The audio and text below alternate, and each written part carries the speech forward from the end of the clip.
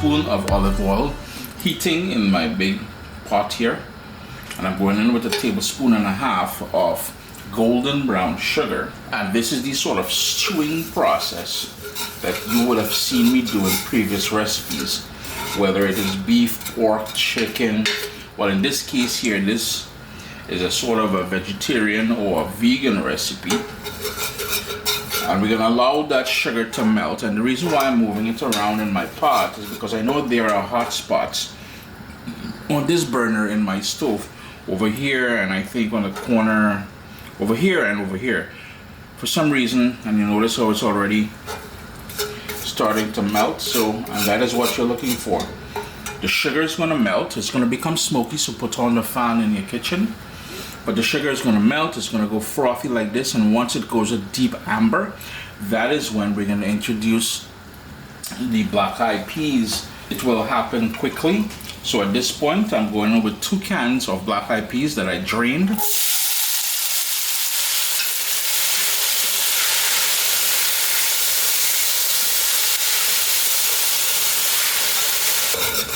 Move that around, and not only did I drain the black-eyed peas, but I rinsed it out with cool water as well, because I wanted to get most of that brine that is packaging in the can. And the reason for using the canned black-eyed peas is this is going to cut the cooking time by about 75%, because if you were using dried pigeon peas, you would have to soak it overnight, and then it will take longer to cook.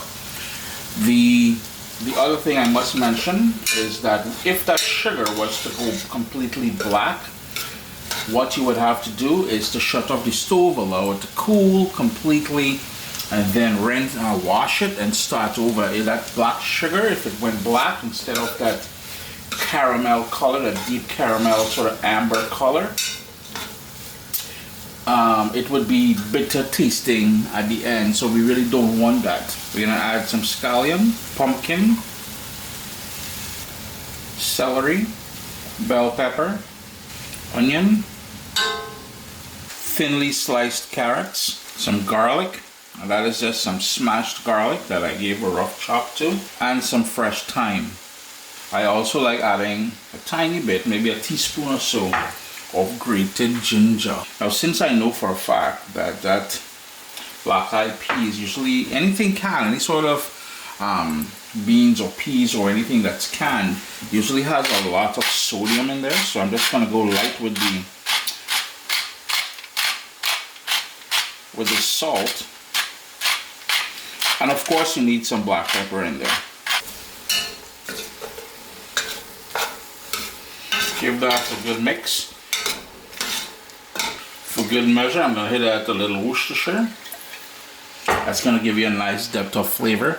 Now, if you're doing this fully vegan, fully vegetarian, read the label of that Worcestershire, because I am sure, yeah, there might be some kind of meat business going on in there. Maybe not meat, maybe anchovies or something, some sort of fish sort of base to that. But hit that another quick mix. We need a couple more ingredients in here to pull it all together. A couple tablespoons of coconut cream.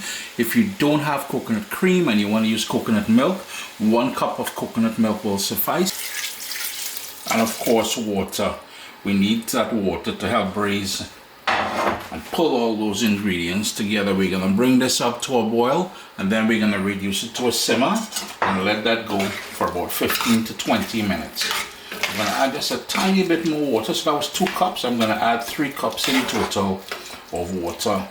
As this comes up to a boil, I think I should mention, if you wanted to add some tomato paste in here, or a little bit of soy sauce, if you wanted to add a diced tomato, it's totally up to you.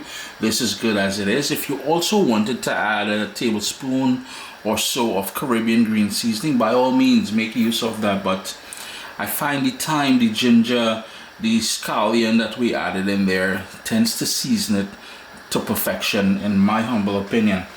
The coconut cream, as you see, it's going to melt. Still in a bit of a block there, but it's going to melt as the water heats up. No, there's no real need for any sort of beef stock or chicken stock or vegetable stock, but it's up to you. If you want to rock that way, you can rock that way instead of using water. While I didn't think I was going to add it, I'm gonna go in with an entire Scotch bonnet pepper that I just chopped in half, but that is totally optional if you want heat or not.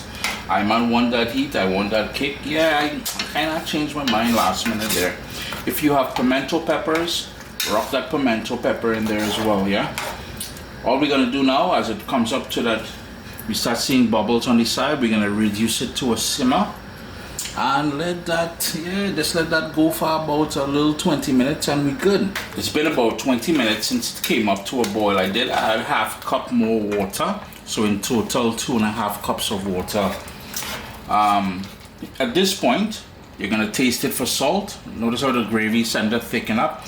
It will thicken up quite a bit more. Now you are probably wondering why I cut the Scotch bonnet pepper in such a huge piece, because later on when I'm serving it, I can remove it or I can leave it for whoever wants it that portion spicy.